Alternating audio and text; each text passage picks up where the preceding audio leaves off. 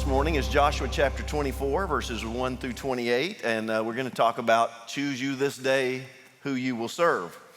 So this is the last chapter in the book of Joshua, and we've got 2 sermons left. So this is going to take verses 1 through 28, and then next week we'll wrap up with the conclusion of it. But we're at the end now. So what we're seeing here in chapter 24, this is Joshua at the twilight of his career as the leader of Israel. He's been doing this now for many years. It had been like 45 years since he'd been a spy and went into the land, and now he's at the end of his time of leadership. He's about 110 years old. And it's the final words that he wants to say to these people that he's led for so many years. And ultimately, the call is for them to commit themselves once again to serve and worship the Lord God of Israel only. So this kind of commitment, like a lot of the big commitments in life, usually involve like a one-time big day. Think about a wedding. You know, on a Saturday afternoon, you stand in front of your family and friends, and you make a commitment to this man or this woman that you are marrying. And I mean, your words might be a little nervous and you might be a little hesitant because of the moment, but ultimately you eke out that I do. And those of us who've been through that experience for many years know that's not the end of your commitment. That's just the beginning. And you're going to go through a lot of seasons of life. And Angie and my own marriage, that's involved children, and that means changing diapers. That means reading to them at night about cows jumping over the moon, or going on a bear hunt. And before long, you're helping them ride their bike for the first time.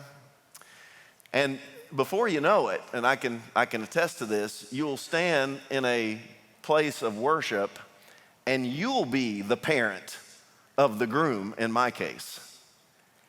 And I can tell you, just having done the wedding ceremony for my son Luke and his wife Macy just last August, I can tell you that one day commitment is not the end of the road. It's just the beginning, and marriage will require a renewal of that commitment over and over and over again. That's the nature of the big commitments that we make in life. And so at the end of Joshua calls all the people together. He stands before them, and essentially he asks them to say once again, I do to God. And it begins in chapter 24, verses 1 through 13, where Joshua catalogs God's acts on Israel's behalf. This is sort of the look what God has done portion of his speech. Joshua assembled all the tribes of Israel at Shechem and summoned Israel's elders, leaders, judges, and officers, and they presented themselves before God. And Joshua said to all the people, this is what the Lord, the God of Israel, says. Long ago, your ancestors, including Terah, the father of Abraham and Nahor, lived among the Euphrates River and worshiped other gods. But I took your father Abraham from the region beyond the Euphrates River, led him throughout the land of Canaan, and multiplied his descendants. I gave him Isaac, and to Isaac I gave Jacob and Esau. I gave the hill country of Seir to Esau as a possession. Jacob and his sons, however, went down to Egypt. I sent Moses and Aaron, and I defeated Egypt by what I did within it. And afterward, I brought you out. When I brought your ancestors out of Egypt and you reached the Red Sea, the Egyptians pursued your ancestors with chariots and horsemen as far as the sea. Your ancestors cried out to the Lord, so he put darkness between you and the Egyptians and brought the sea over them, engulfing them. Your own eyes saw what I did to Egypt, and after that you lived in the wilderness a long time. Later, I brought you to the land of the Amorites who live beyond the Jordan. They fought against you, but I handed them over to you. You possessed their land, and I annihilated them before you. Balak, son of Zippor, king of Moab, set out to fight against Israel.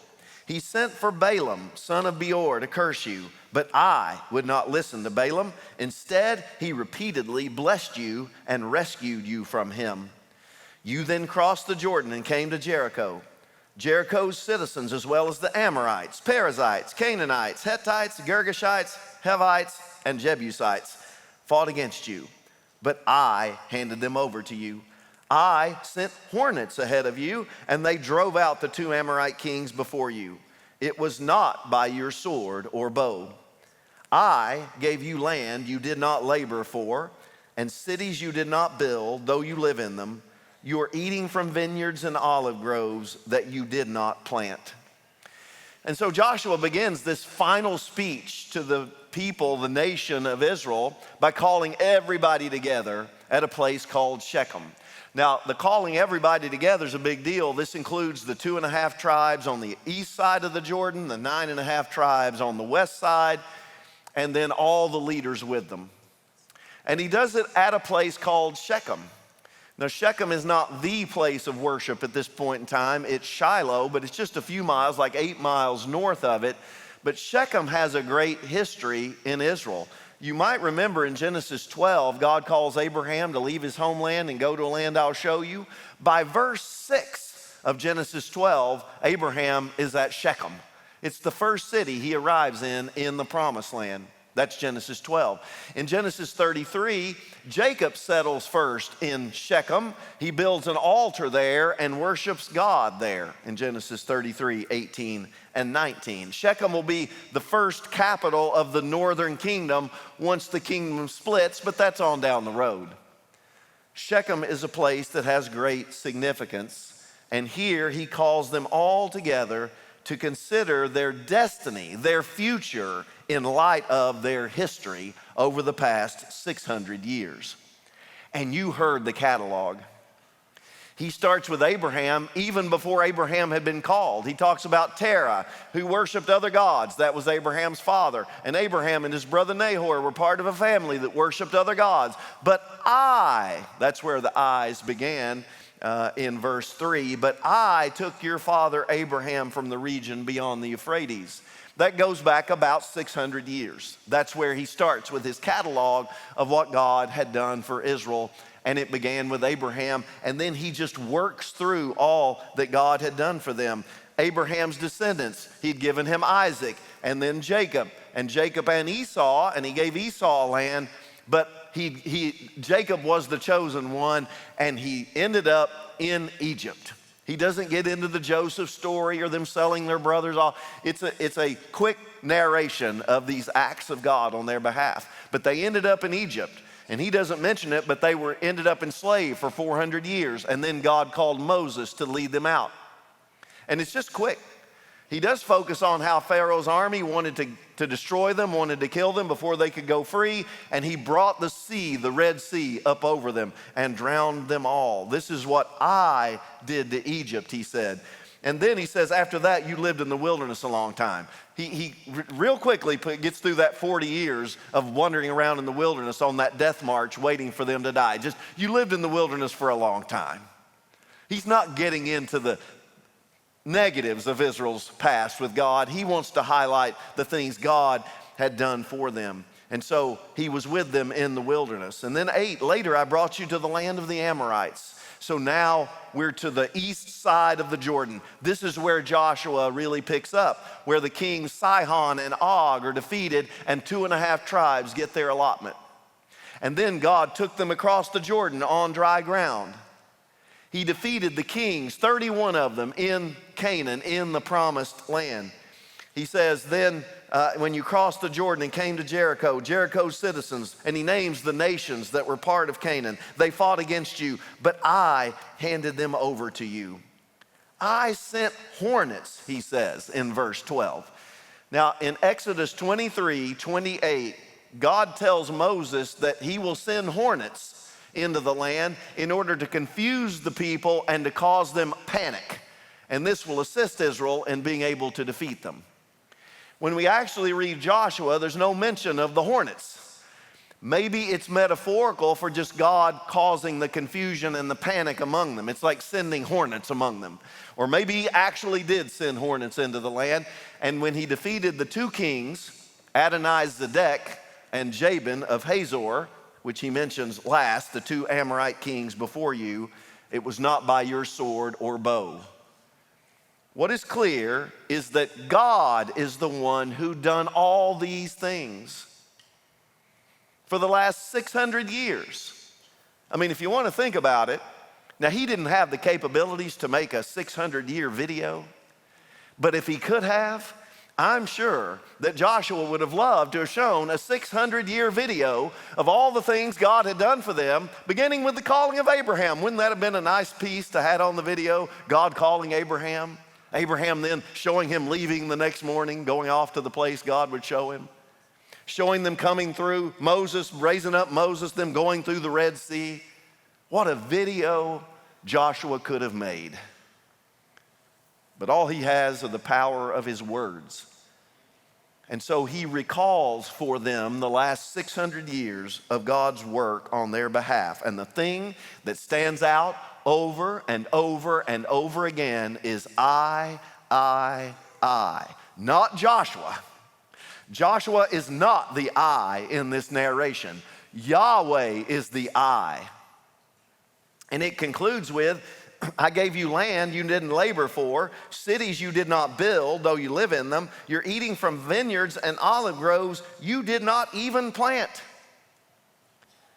I occurs 17 times in this narration, and a few other references to God as he. But 17 eyes. You cannot miss it. God had been with them, and every victory they had won, God had given them. He had fought for them. He had guided them for 600 years. And he wanted to continue to do things for them in the present and in the future. If you want to think about it this way, the God who had so shaped their yesterdays wanted to continue to shape their todays and their tomorrows. That's the beauty of remembering the past. We don't just remember the past simply to recall, not simply for history. We remember the past because those memories can shape our present and our future.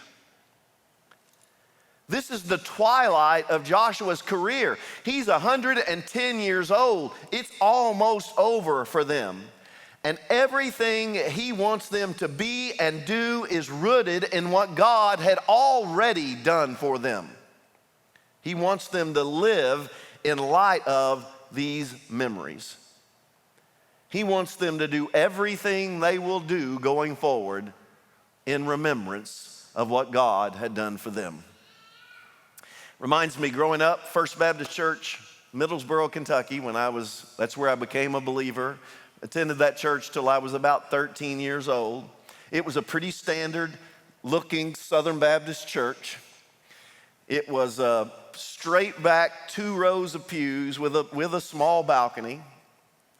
But the thing that stands out to me more than anything else about that church, you had the choir loft in the back, you had the pulpit here, and then there was a table immediately beneath the pulpit. Now that table was the table that was decorated every week with flowers or some kind of something to go with whatever the season was.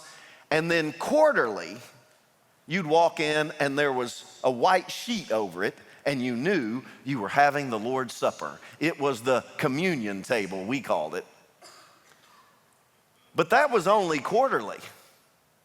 Every other Sunday of the year, it sat there with the words carved into the front of it, "Do this in remembrance of me."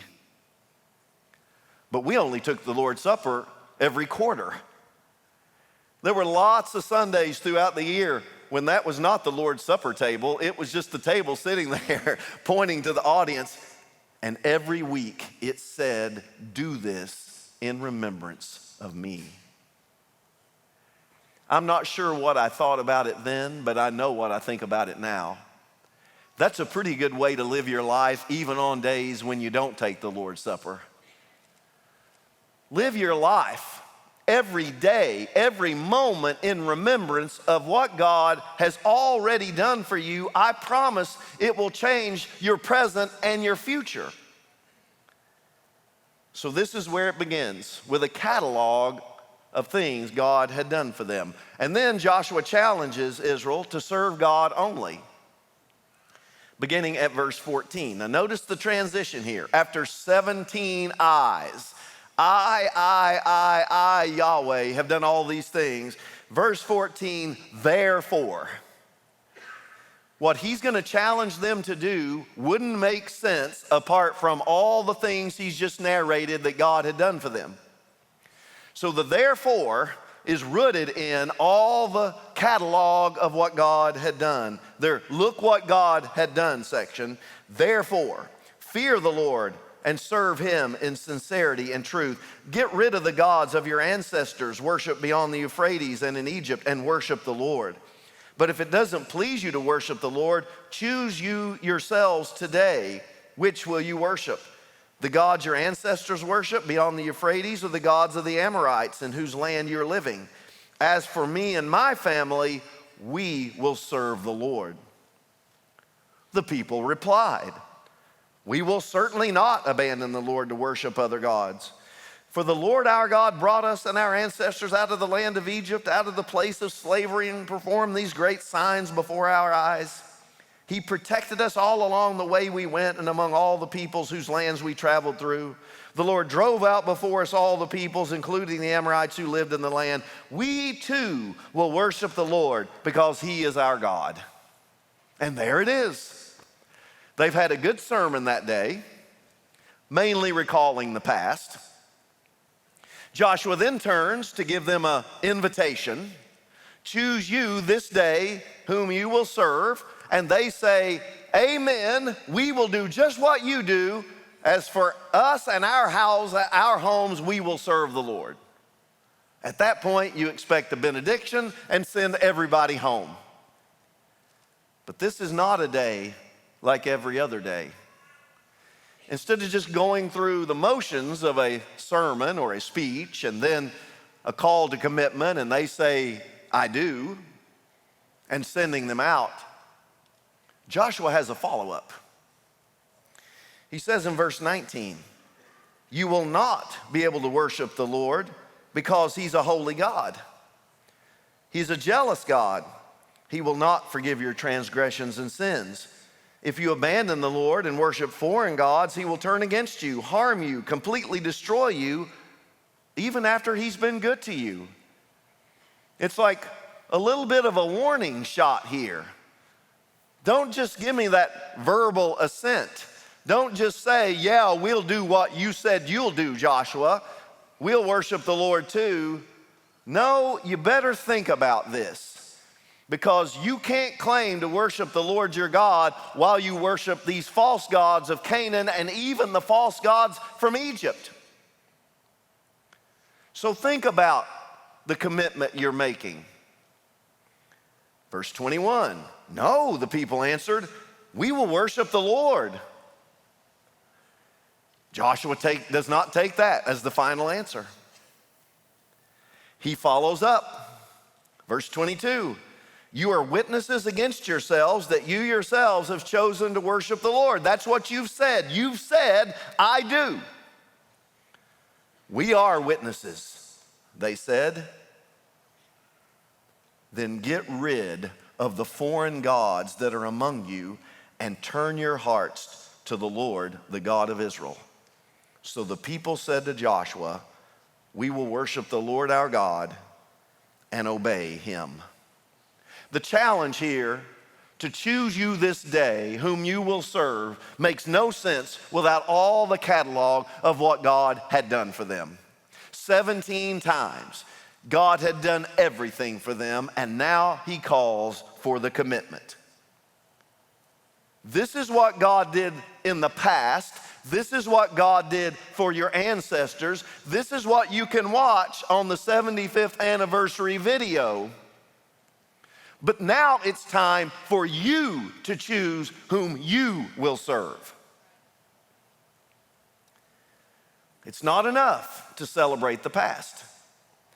For 75 years, the people of God of this church, who were first called Nichols Hills Baptist Church, when they were at that location, until October 31st, 1982, and the next Sunday they were at this location, later changed to Quail Springs Baptist Church, those people were faithful to God. We're celebrating their faithfulness and all that God did for them in these series of videos that we're watching. We're having the opportunity to observe the great leaders that God sent through the history of this church. Rupert Naney, Charlie Graves, Brian Waite, Hans Dilbeck, Stephen Rummage. These leaders and this church has left an amazing heritage. Many of these people are your biological ancestors.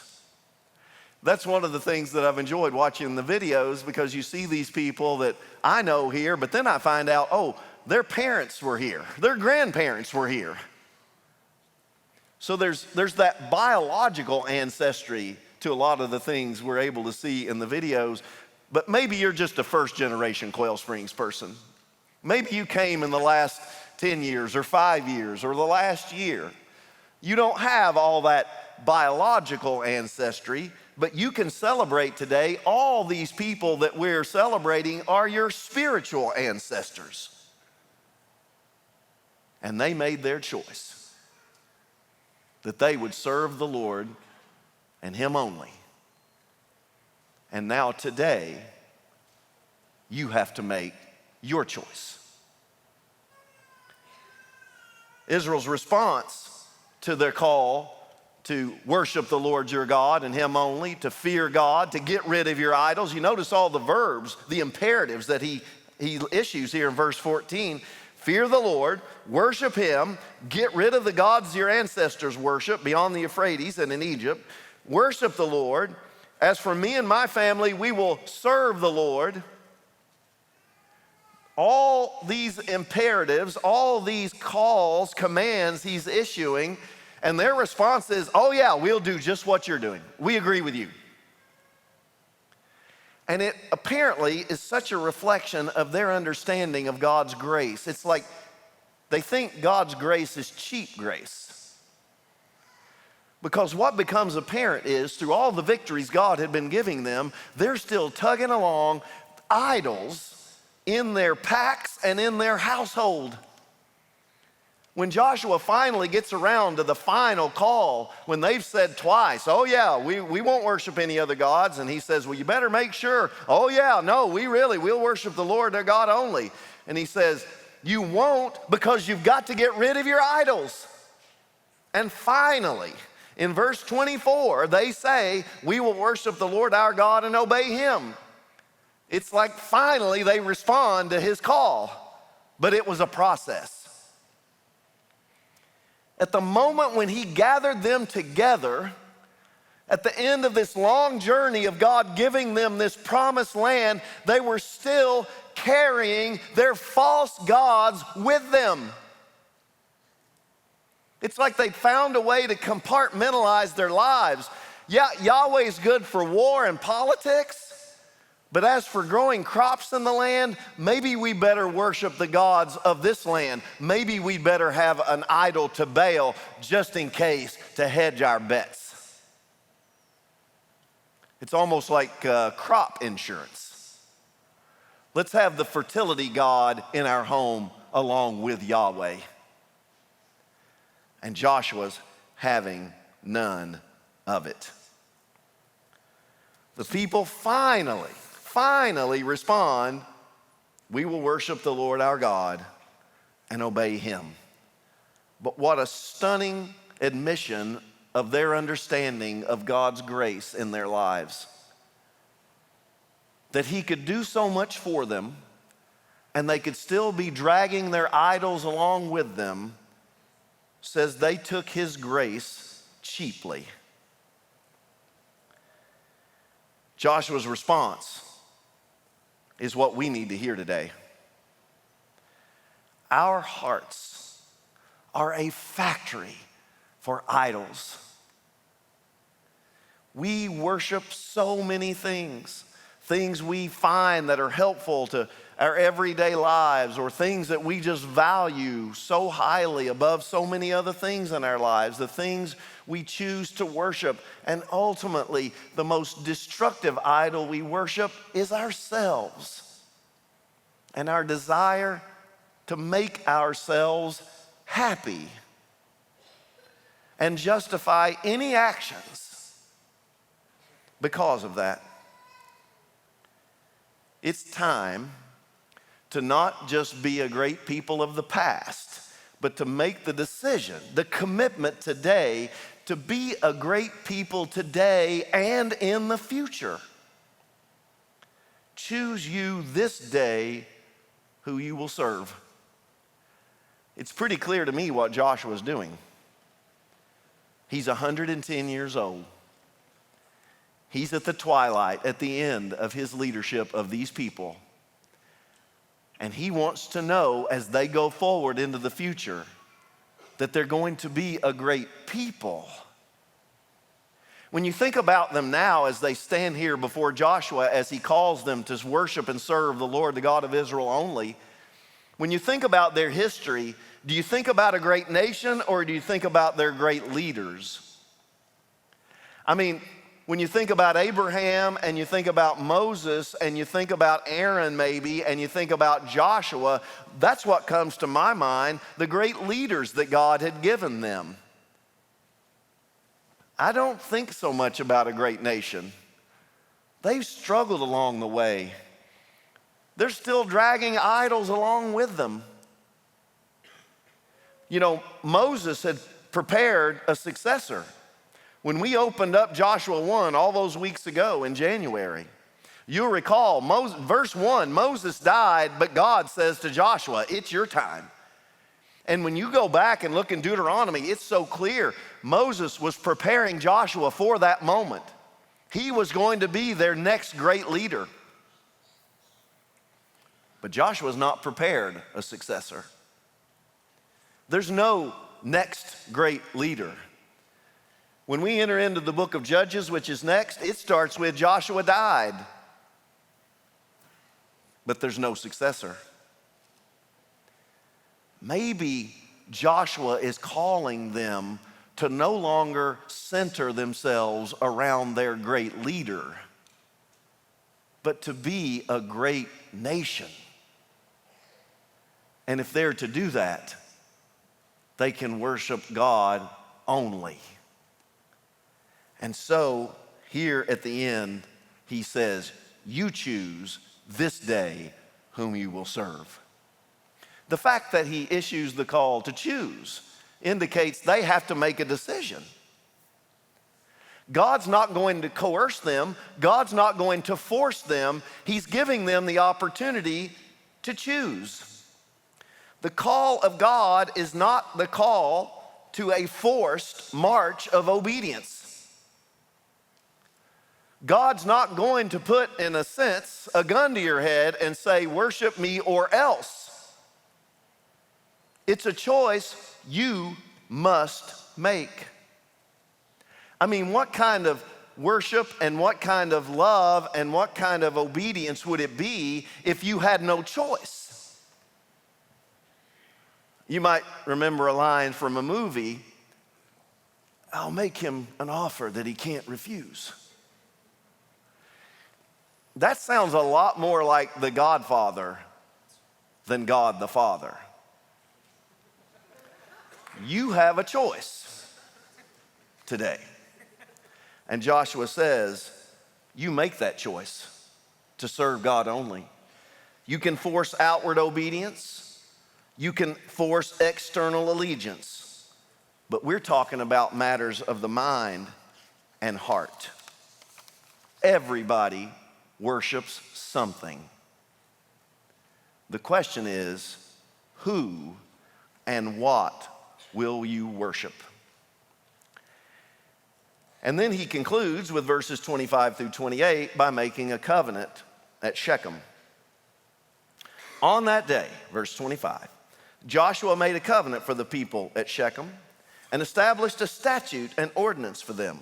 Joshua recorded these things in the book of the law of God. He took a large stone and set it up there under the oak at the sanctuary of the Lord. And Joshua said to all the people, "You see this stone? It will be a witness against us, for it has heard all the words the Lord said to us, and it will be a witness against you so that you will not deny your God." Then Joshua sent the people away, each to his own inheritance. Having made their commitment, Joshua now establishes a covenant. It's like a contract that he's signing. God has already signed the contract to be their God. Look at all the things he's done. Now he's pushed the papers in front of them. Now here, you sign your part of the deal. And your part is to worship and serve him only, to get rid of the foreign idols in your household. Covenants are important. Marking things with a covenant, it's important.